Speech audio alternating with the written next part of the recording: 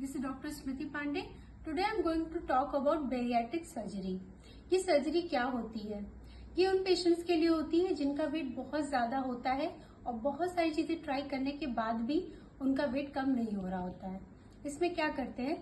इसमें स्टमक की साइज को रिड्यूस करते हैं, इंटेस्टाइन को रीरूट करते हैं, जिससे पेशेंट को कम भूख लगे और उसका वेट जल्दी सही हो जाए। अब ऐसी क्या क्या कंडीशंस हैं जिसमें किया जाता है? पहले तो जो भी ये कराना चाहते हैं उनका जो बीएमआई हो 35 से 40 के बीच में हो या 40 से ज्यादा हो, और मोटापे की वजह से अगर बहुत सारी बीमारियां आ गई हैं जैसे कि डायबिटीज, हाइपरटेंशन, हार्ट डिजीजेस और स्लीप एपनिया, अगर इसके साथ एसोसिएटेड है तो हम ये सोचते हैं। अब इसके कितने टाइप्स होते हैं? पहला है गैस्ट्रिक बाईपास। इसमें क्या करते हैं? इसमें जो आपका स्टमक है उसके ऊपर वाले पार्ट में कट लगाते हैं, जिससे दो पाउचेस बन जाते हैं, एक अपर एक लोअर।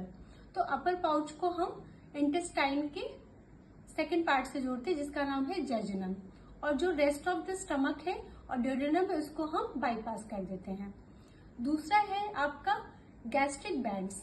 ये क्या करते हैं? इसमें भी स्टमक के अपर पार्ट में एक बैंड लगाते हैं जिससे पेशेंट को भूख कम लगे, और अगर मान लीजिए वो खाना ज्यादा खा रहा है तो खाना ज्यादा नीचे नहीं आए। जैसे कि उसमें ये करते हैं कि जो बैंड होता है उसको टाइट या ढीला भी कर सकते हैं। थर्ड है आपका स्लीव गैस्ट्रेक्टोमी। इसका नाम ही बता रहा है, जैसे इसमें क्या करते हैं स्टमक के 80% पार्ट को कट आउट कर देते हैं और जो आपका स्टमक है वो स्लीव लाइक जैसे दिखाई देता है, इसलिए इसका नाम है sleeve gastrectomy. And the fourth one is the biliopancreatic diversion with duodenal switch.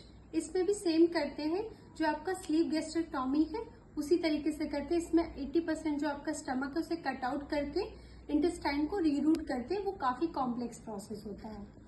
अब चलिए जानते हैं इसकी क्या क्या एडवांटेज एंड डिसएडवांटेज है। सबसे पहले तो जो पेशेंट इतने ज्यादा परेशान है, जिनका वेट इतना ज्यादा है कि वो चल फिर नहीं पा रहे हैं, वो सांस नहीं ले पा रहे हैं, तो ऐसी कंडीशंस में पेशेंट को बहुत परेशानी होती है। तो इस जो सर्जरी है उसके करने के बाद उनका वेट लॉस बहुत अच्छे से कम हो जाता है या सिग्निफिकेंटली कम हो जाता है।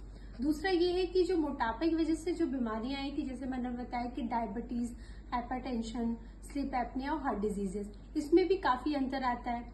उनका जो लाइफ स्टाइल है उसमें भी काफी डिफरेंसेस आते हैं, और जो मोटापे की वजह से जो डिप्रेशन आ रहा था उसमें भी काफी कमी आती है। अब चलते हैं डिसएडवांटेज पे। जैसे कि उन्होंने बताया कि जो सर्जरी है उसके सबसे कॉमन जो डिसएडवांटेज है वो है ब्लीडिंग एंड इन्फेक्शन। कई बार अल्सर्स भी हो जाते हैं।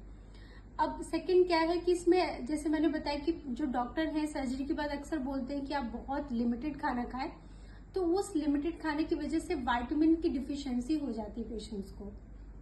और थर्ड वन क्या हो सकता है, जैसे कि आप जो है अगर आप ये सर्जरी कराते हैं तो ये इतनी कॉस्टली होती है, तो ये आपको फाइनेंशियली बहुत प्रॉब्लम देगा, और कई बार फॉलोअप्स में भी काफी सारे पैसे चले जाते हैं। And the fourth one is आपका वेट रीगेन हो सकता है, जो सबसे ज्यादा कॉम्प्लिकेटेड है। तो मेरा ये सुझाव है कि अगर आपके घर में अगर मोटापे की कोई हिस्ट्री है, ज्यादातर लोग मोटे हैं और आप भी आप जल्दी जल्दी मोटे हो रहे हैं, तो कोशिश करिए कि आप वहीं से डाइट को फॉलो कीजिए कि आपको ये इस कंडीशन तक ना पहुंचना पड़े। तो सबसे बेहतर यही है। अगर आपको कोई क्वेश्चन चाहिए, क्वेश्चन पूछना है, तो आप कमेंट से पूछ सकते हैं। Thank you for watching.